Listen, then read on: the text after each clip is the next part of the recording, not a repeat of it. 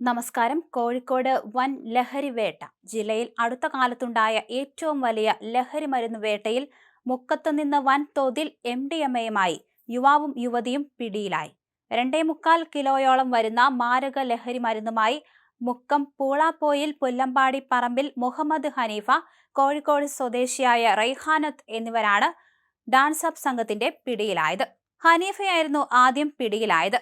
പിന്നീട് ഇയാളെ ദീർഘകാലം ഡാൻസ് അപ്പ് സംഘം നിരീക്ഷിച്ചു വരികയായിരുന്നു. ഡൽഹി കേന്ദ്രീകരിച്ച് കേരളത്തിലേക്ക് വലിയ തോതിൽ ലഹരിമരുന്ന് എത്തിക്കുന്ന സംഘത്തിലെ പ്രധാനിയായിരുന്നു ഹനീഫ. കഴിഞ്ഞ ദിവസം ഡൽഹിയിൽ നിന്ന് നാട്ടിലെത്തിയ വിവരം അറിഞ്ഞുകൊണ്ട് പോലീസ് വലവിരിക്കുകയായിരുന്നു. കോഴിക്കോട് നിന്ന് ഡൽഹിയിലേക്ക് വിമാനത്തിലും തിരിച്ച് ട്രെയിനിലുമാണ് ഇയാൾ യാത്ര നടത്തിയിരുന്നത്.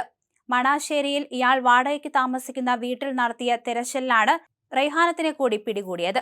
റൈഹാനത്തിന്റെ യാത്രകൾ നിരന്തരം നിരീക്ഷിച്ചു വന്ന പോലീസ് സംഘത്തിന് ഇവർ ഇടയ്ക്കിടെ ഹനീഫ വാടകയ്ക്കെടുത്തിരുന്ന വീട്ടിൽ താമസിക്കുന്നതായി വിവരം കിട്ടിയിരുന്നു. ഈ വീട്ടിൽ നിന്ന് 2.286 കിലോഗ്രാം MDMA പിടികൂടിയിട്ടുണ്ട്. 6 മാസം മുമ്പ് ഹനീഫ വാടകയ്ക്കെടുത്ത ഈ വീട്ടിലായിരുന്നു ലഹരി ഇടപാടുകളെല്ലാം നടത്തിവന്നത്.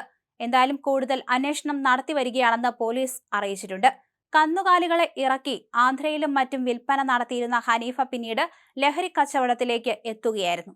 അതേസമയം തുച്ഛമായ ഒരു പ്രതിഫലം വാഗ്ദാനം ചെയ്താണ് ഇയാൾ റൈഹാനത്തിനെ കൂടെ കൂട്ടിയത്. നാർക്കോട്ടിക് സെൽ DYSP ഉത്തം ദാസിന്റെ നേതൃത്വത്തിലാണ് ഇത്തരത്തിൽ ഡാൻസ് അപ്പ് SIമാരായ വിനീത്, വിജയൻ എന്നിവരടങ്ങുന്ന സംഘം പ്രതികളെ പിടികൂടിയത്. എന്തായാലും ജില്ലയിലേക്കുള്ള ലഹരിക്കടത്തിൽ ഇവരുടെ പങ്കിനെക്കുറിച്ച് പോലീസ് വിശദമായി തന്നെ അന്വേഷിച്ചു വരികയാണ്.